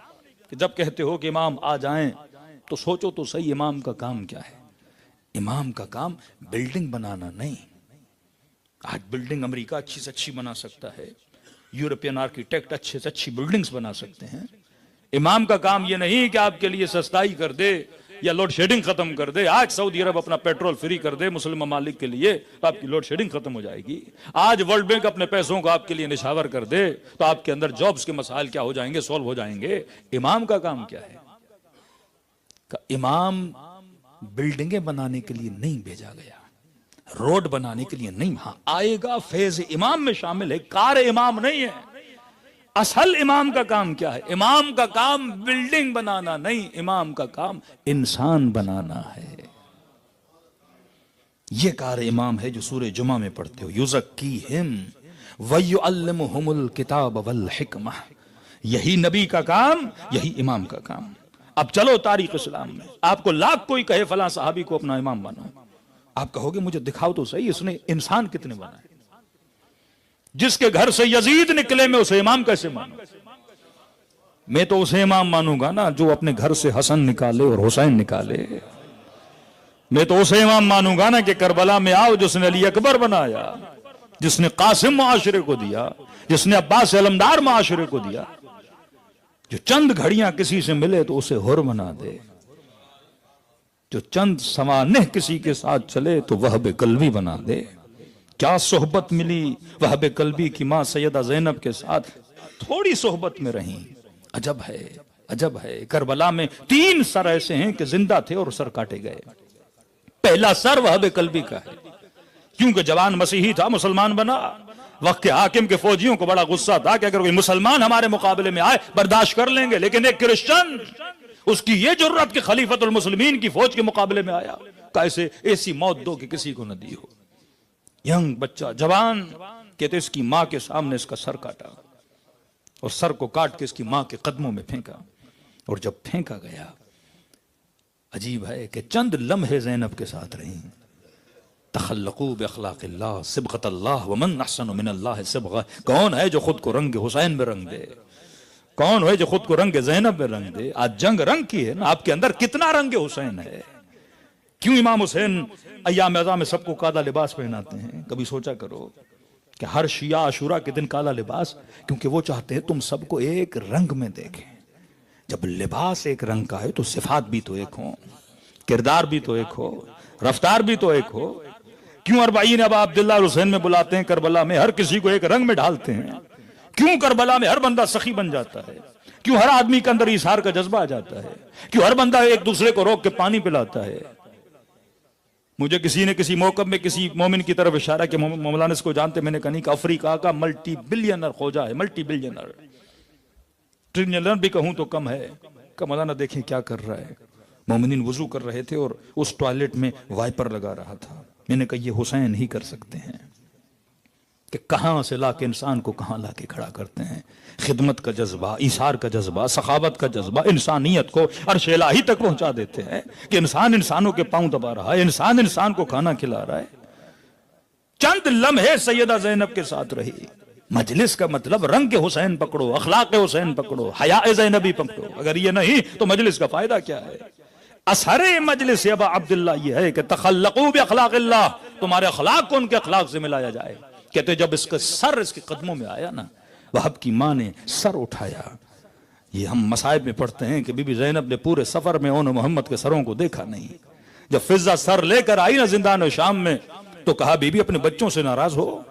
फरमाया क्यों अम्मा फिजा? का पूरे सफर में अपने बच्चों को गोद में नहीं लिया, बच्चों को देखा नहीं, बच्चों के लिए मरसिया नहीं पढ़ा, बच्चों के लिए आंसू नहीं बहाया। ज़ैनब ने फरमाया अम्मा फिजा मैं अली की बेटी हूं। ज़ैनब जो एक मर्तबा देती है तो वापस नहीं लेती। कहते हैं वहब कल्बी की मां के कदमों में जब इसके बेटे का सर आया, उठाया और फेंक के वापस दिया। कहा मैं उसकी मानने वाली हूं जो एक बार अल्लाह की राह में दे दें तो वापस नहीं लेते। ये करबला है।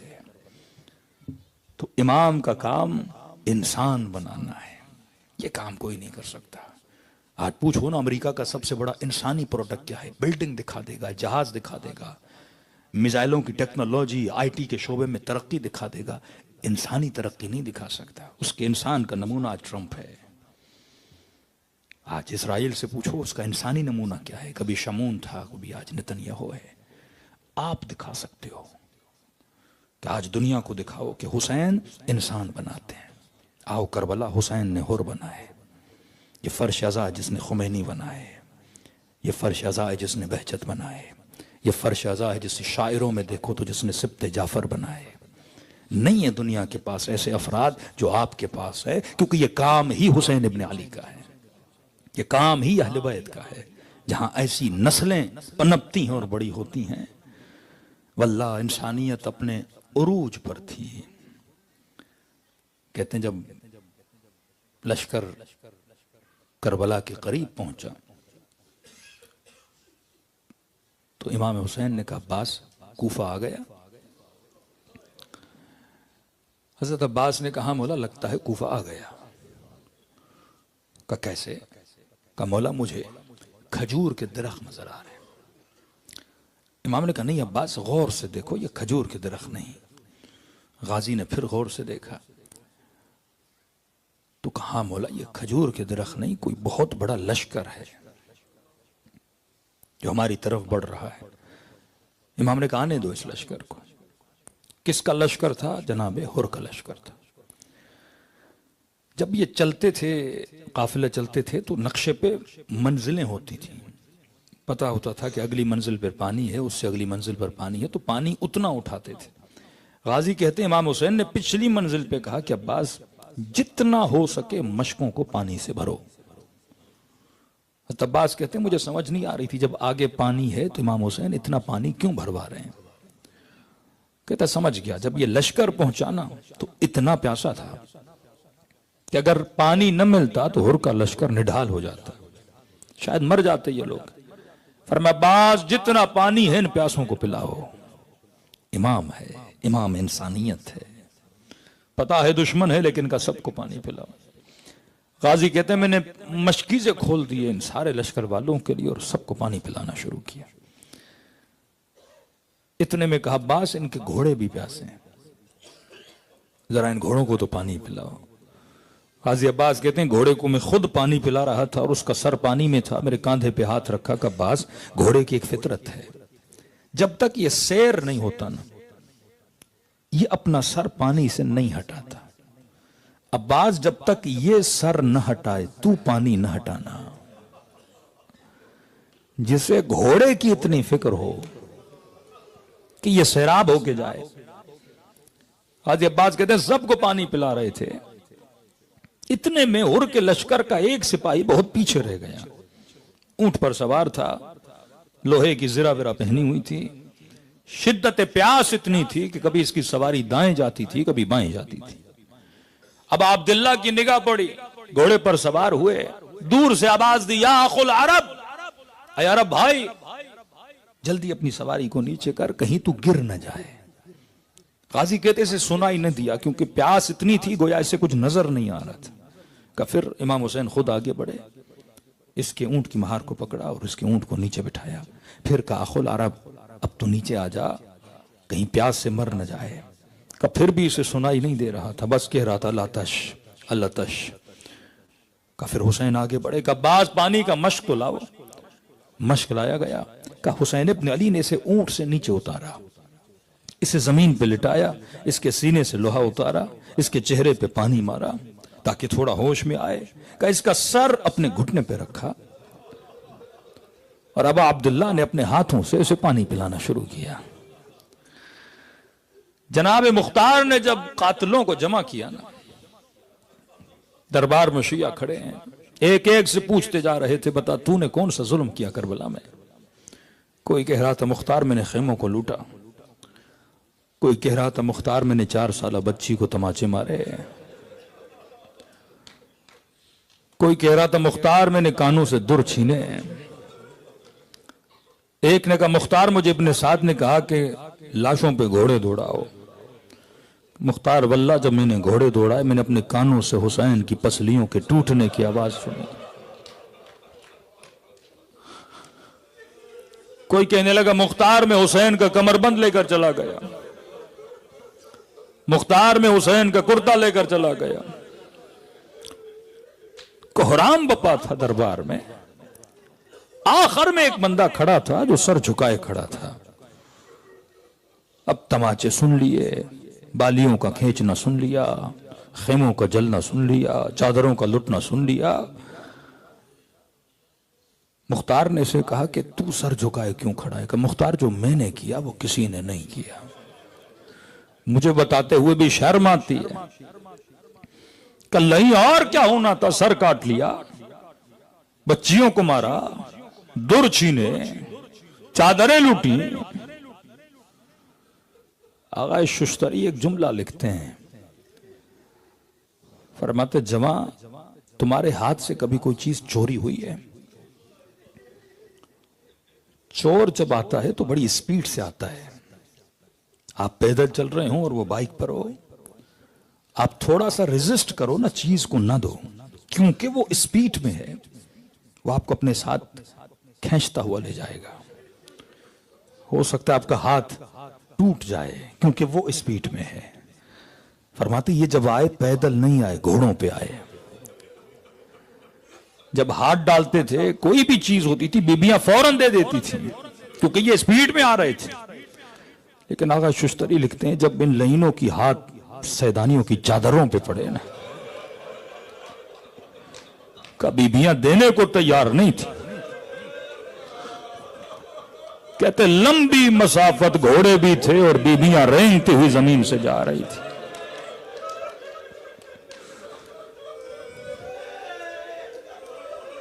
कल नहीं बता तूने क्या किया? का मुख्तार बताऊंगा, कहीं मुझे कत्ल न कर दो। का मारूंगा तो मैं वैसे ही, लेकिन शियों को बताओ तो सही, इनके इमाम के साथ तूने जुल्म क्या किया? कहता है मुख्तार मैं देर से पहुंचा, खेमे भी लुट चुके। इमाम जमाना फरमाते मुझे हुसैन के विदा के मसाए बड़े पसंद हैं। बहन के खेमे में गए, फरमा बहन ज़ैनब एक चीज अपने जहनों में बिठा दो, आप भी गैरतमंद हो, हुसैन भी गैरतमंद है, लेकिन हुसैन की गैरत कहां? आप भी साहिब हया हो, हुसैन भी साहिब हया है, लेकिन हुसैन का हया कहां? मेरे उस्ताद कहा करते थे बेटा उम्रे पे गए हो? मैंने कहा उम्रा मुसलमान करते हैं, बैतुल्लाह, फिक्र पाक, तसव्वुर खुदा का, मर्द औरतें साथ तवाफ करते हैं। मैंने कहा तुमने तवाफ के दरमियान कुछ गैरतमंदों को देखा है? मैंने कहा क्या? ज़ाहिर तवाफ है, सारे मुसलमान है, अल्लाह का घर है, औरतें मर्द तवाफ करते हैं, लेकिन तुमने बाज गैरतमंदों को देखा है जो अपनी बीवियों को जब तवाफ के दरमियान ले जाते हैं तो अपने बाजुओं से कवर करते हैं कि कहीं किसी नामहरम का कंधा न लग जाए, कहीं किसी नामहरम से टकराव न हो जाए। मैंने कहा मैंने देखा है बाज अरबों को जो बड़ा बचाव करते हैं तवाफ के दरमियान भी। अब सोचो ज़ैनुल आबिदीन पे क्या गुजरी होगी। तो कहां हमारी गैरत, कहां इमाम की गैरत? हुसैन इमाम साहिब हया है। बहन के पास आए, फरमा बहन मुझे वो कुर्ता दो जो सबसे पुराना हो। बीबी ज़ैनब ने ढूंढा, कुर्ता दिया। कहा भैया इतना पुराना कुर्ता? का ज़ैनब मेरा दिल है कि मेरे बदन से कपड़े उतारे न जाएं। साहिब हया है, पुराना पहनूंगा किसी की लालच नहीं होगी। बहन रो भी रही थी, कुर्ता हुसैन ने पहना। फरमाती मैंने देखा हुसैन ने खंजर निकाला और अपने ही कुर्ते को फाड़ना शुरू कर दिया। बहन कुर्बान जाए, कुर्ता फाड़ क्यों रहे हो? कहा ज़ैनब फिर भी शायद लालच हो इस पुराने में भी, फटा हुआ होगा तो कोई उतारेगा नहीं। यहां इमाम जमाना फरमाते मेरा सलाम हो मेरे उस जद पे जिसके बदन पे लिबास तक नहीं छोड़ा। कहते मुख्तार जब मैं जनाजे पे पहुंचा कुछ भी नहीं था, कोई कमरबंद ले गया, कोई अमामा ले गया, कोई कुर्ता ले गया। मैंने सोचा मैं इब्न जियाद के पास खाली हाथ कैसे जाऊं, मैंने भी तो कोई इनाम लेना है। कल नहीं फिर तूने क्या किया? कि मुख्तार मेरी निगाह हुसैन की अंगूठी पे पड़ गई।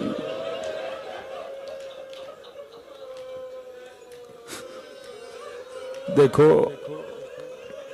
इंसान जब जिंदा हो तो बदन गर्म होता है, जब रूह निकल जाए तो बदन ठंडा पड़ जाता है। कि मुख्तार मैंने बड़ी कोशिश की अंगूठी उतारूं, उतर ही नहीं रही थी। कल नहीं फिर तूने क्या किया? कि मुख्तार मैंने खंजर निकाला, हुसैन की उंगली को काटा।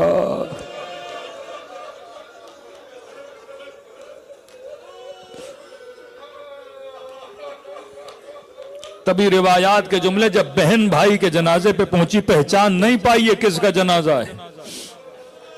न हाथों में अंगूठियां थी, न बदन पे सर था, न बदन पर लिबास था। का मुख्तार मैंने उंगली काटी और हुसैन की अंगूठी निकाली। इतना तो आप सब ने सुना है, लेकिन सुनो, इमाम ज़ैनुल आबिदीन गिरिया करते थे और आहो बका करते थे और अपने सहाबी को कहते थे, पता है ये कौन था जिसने मेरे बाबा की उंगली से अंगूठी उतारी। का मौला कौन था? का ये वही था जिसे बाबा ने ऊंट से उतार कर अपने घुटने पर सर रखकर अपने हाथों से पानी पिलाया था। ये दूरी इमाम का नतीजा है। वल्लाह एक लम्हे के लिए इमाम से दूर हो तो इंसान यहां आ जाता है, और हुसैन के करीब हो तो कोई और बन जाता है, कोई वहब बन जाता है। इतने करीम हैं, इतने करीम हैं। किसी ने शिकायत की, अबा अब्दुल्ला इतने सालों से दुआ कर रहा हूं आपकी ज़ियारत को आ नहीं पा रहा। इमाम ने ख्वाब में अर्ज किया, फरमाया अगर आ सकते हो तो एक बार जरूर आओ, क्योंकि यह एहसास मरने के बाद होगा कि ज़ियारत हुसैन का सवाब कितना है।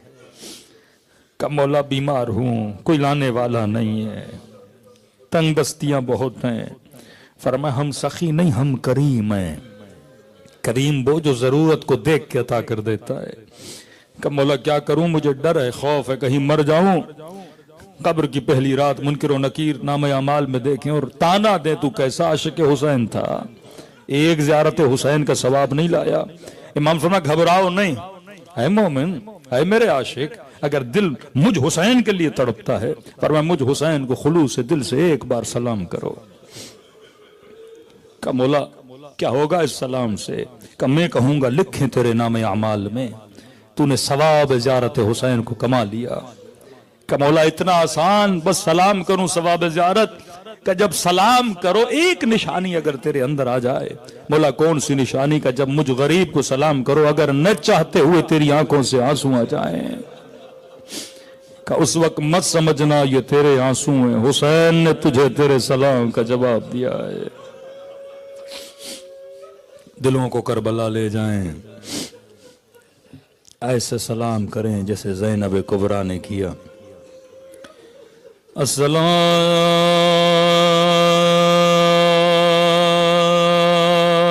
अलल हुसैन व अला अली इब्न हुसैन व अला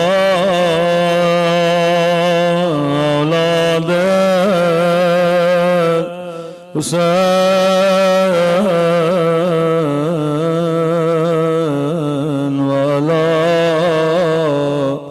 अस्हाबुल हुसैन, सब मिलकर अस्सलामु अला हुसैन व अला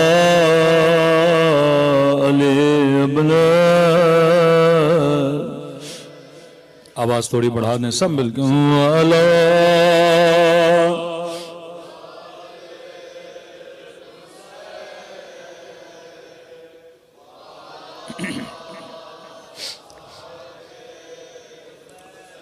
सब मिलकर अस्सलाम अला हुसैन वाला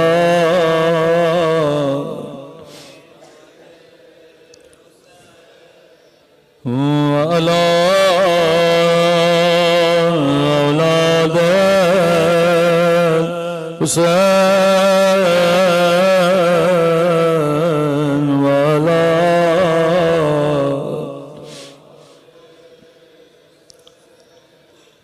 मेरा सलाम हो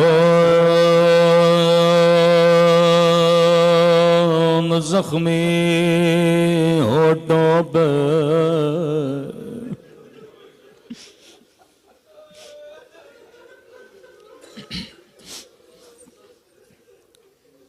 मैंने नाम नहीं लिया इशारा किया कदीमी मोमिनो समझ गए वल्लाह ये मेरा सलाम नहीं ज़ारत नाहिया इमाम ज़माना का सलाम फरमाते मेरा सलाम हो उन खुश्क फटे हुए होठों पे अल्लाह जाने अली अकबर के होठ अल्लाह जाने ये कासिम के होठ क्योंकि सबके होठ खुश्क भी थे फटे हुए भी थे लेकिन इमाम ज़माना किन होठों को याद कर दे फरमाया मेरा सलाम उन खुश्क होठों पे जिन पे जालिम छड़े मारा था अल्लाह जाने ये मंजर ज़ैनब ने कैसे देखा अल्लाह जाने ये मंजर सकीना ने कैसे देखा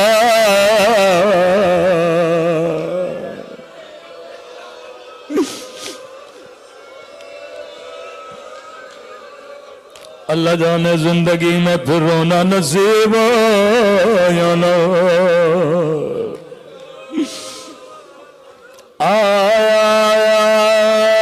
आज सकीना की यतीमी पे गिरिया करो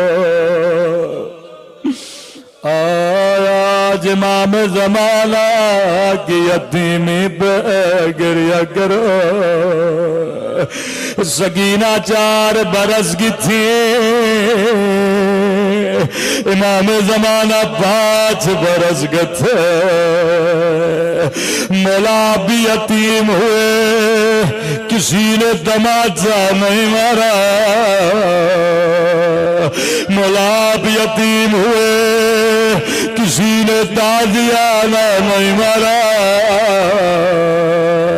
मौला आप मजलूम है लेकिन बाबा के बदन पे तीर तो नहीं बाबा के बदन पे नेज़े तो नहीं बाबा का गला भी सालिम लेकिन हाय सकीना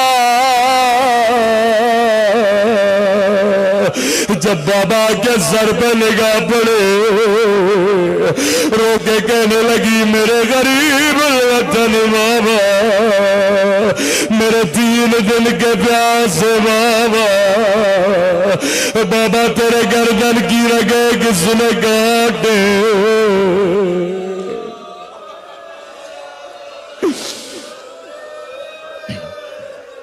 ये सलाम इमाम ज़माना का सलाम फरमाते मेरा सलाम उन नन्हे से रुखसारों पे अल्लाह जाने अली असगर के रुखसार अल्लाह जाने ये कासिम के रुखसार जवाब मेरे मौला ने खुद दिया मेरा सलाम उन नन्हे से रुखसारों पे ओ जिनका रंग बदलता रहा ये नहीं का रंग बदल गया बल्कि बदलता रहा कभी शिमर के तमाचों ने रंग नीला किया कभी जालिम के तमाचों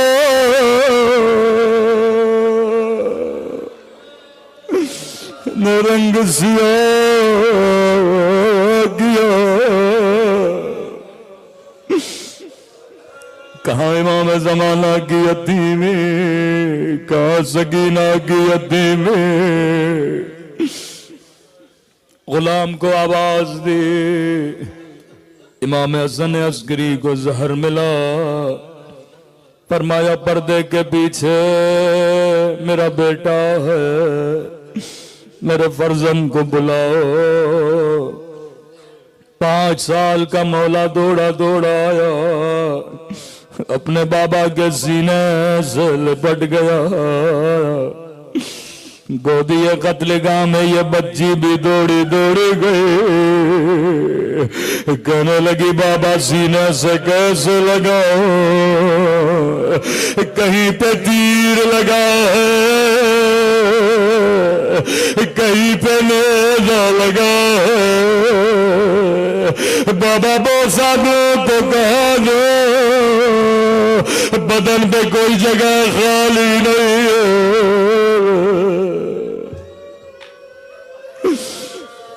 मेरे चौथे इमाम फरमाते मेरे बाबा के बदन पे 800 से ज्यादा जख्म थे। साहबी घर गया, पूरी रात रोता रहा। कहता अपनी उंगली से बदन पर निशान करता रहा। सुबह इमाम की खिदमत में गया, अर्ज किया मौला इंसान के बदन पे इतनी जगह नहीं कि 800 से ज्यादा जख्म हो। फरमाया सही कह रहे हो, बदन पे इतनी जगह नहीं, लेकिन मेरे बाबा के बदन पे थे। मौला कैसे मुमकिन है?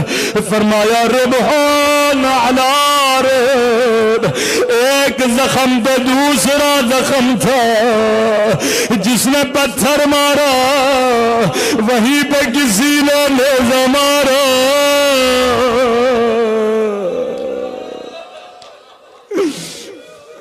इमाम ज़माना मौला बड़े खुश नसीब है, अपने बाबा को गुस्ल भी दिया, कफन भी दिया, बड़ी इज्जत से जनाजा उठाया, अपने बाबा को कब्र में उतारा, बाबा का चेहरा किबले की तरफ किया। लेकिन ज़ैनुल आबिदीन 3 दिन तक जनाजा धूप में पड़ा रहा। बनी असद का कबीला जमा हुआ, परेशान हुसैन का जनाजा कौन सा, क्योंकि बदन पर सर मौजूद नहीं है।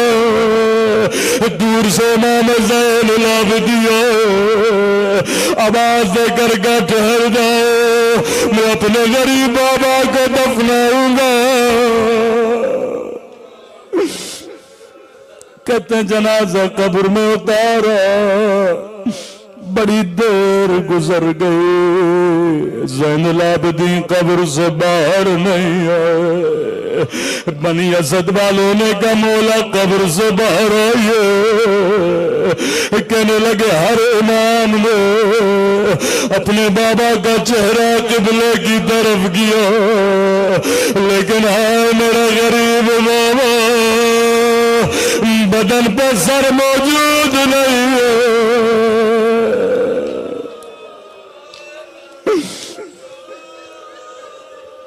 40 साल खून रोते रहे। थोड़ी आवाज बढ़ा दें। किसी ने अर्ज किया मौला हर बच्चा जिंदा रहा, लेकिन ऐसा क्या हुआ? सकीना बाबा बाबा करके चली गई। बस आखिरी जुमले अहमद को तमाम करूंगा। फरमाए मोमिन खबरदार, ऐसा न सोचना सकीना तेरी बच्चियों की तरह है। ये साबिर बाबा की साबिर बेटी है।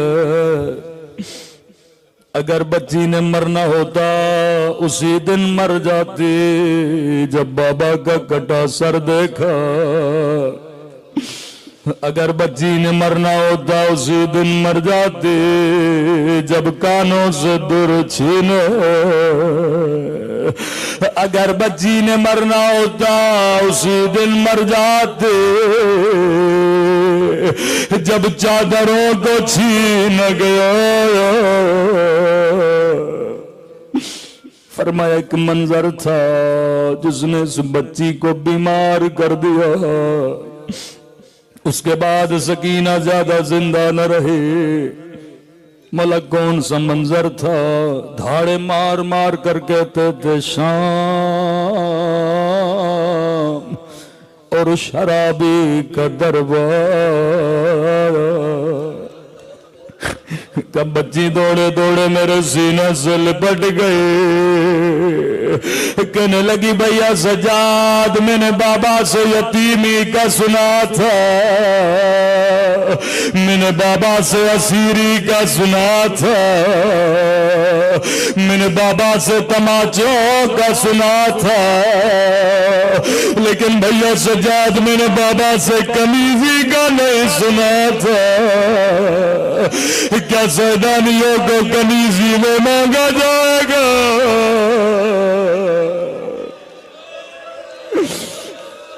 फरमाया इस मंजर ने भी सकीना को बीमार नहीं किया। मोमिन रस्सी के दूसरे थे, एक सिरा मेरे गले में था, दूसरा सिरा बच्चों की गर्दन में था। मैं जब जब कमर को सीधा करता था बच्ची की आवाज आती थी भैया सज्जाद मेरा गला घुट रहा। पूरे रास्ते मेरी कमर झुकी रहे, लेकिन इस चीज ने भी सकीना को बीमार न किया। कमोला कौन सा मंजर था? फरमाया मोमिन अब तसव्वुर करो 4 साल की बच्ची गर्दन में रस्सी, आगे आगे कैदी बीबियां, पीछे पीछे सकीना। बस बच्ची के कानों में एक आवाज आई हुसैन का सर तश्त में आया है। जो बाबा को देखने के लिए तरस गए थे कहने लगी कैदी बीबियों मुझे थोड़ी जगह दो, एक झलक अपने बाबा को देखो। बेटियां बाबा से बड़ा प्यार करती है, बीबियों ने जगा दे। कैस मंजर ने सकीना को बीमार कर दिया। बच्ची ने क्या देखा? तश्त है, हुसैन का सर है, लई के हाथ में जाम शराब, ये शराब पीता था, बची हुई शराब तश्त में फेंकता था, हाथ में छड़ी हुसैन के होठों पे मारता था। बच्ची की फरियाद बुलंद हुई नमार मेरा गरीब बाबा, मेरा 3 दिन का प्यासा बाबा।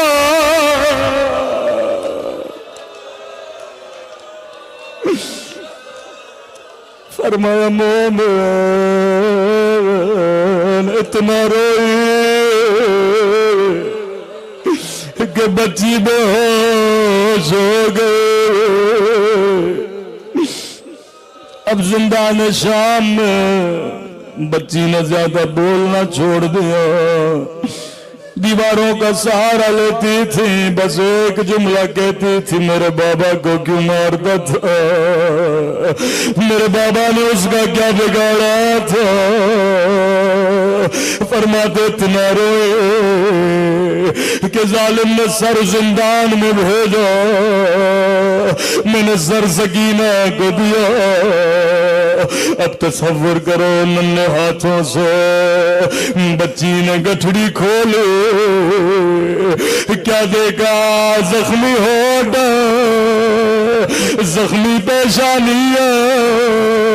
मेरे चौथे माँ फरमाते एक जुमला का सकीना की रूह परवाज कर गए। कहने लगी मेरा गरीब वतन बाबा दिन के प्यासे बाबा, बाबा क्या सकीना से नाराज हो, जरा आंखें खोलो, जरा मेरे जख्मी कान देखो। एक जुमला गारू परवाज कर गए, मेरे गरीब बाबा तेरी बच्ची का रुखसार छोटा था, लेकिन शिमर का हाथ बड़ा था। बाबा इतने तमाचे मारे, मेरा रंगत बदल गए। मातम हुसैन। अंजुमन तभी तंजीम अब्बास से गुजारिश है कि बीबी सैयदा सलामुल हक उनका मजलूम बेटे का पुर्जा पेश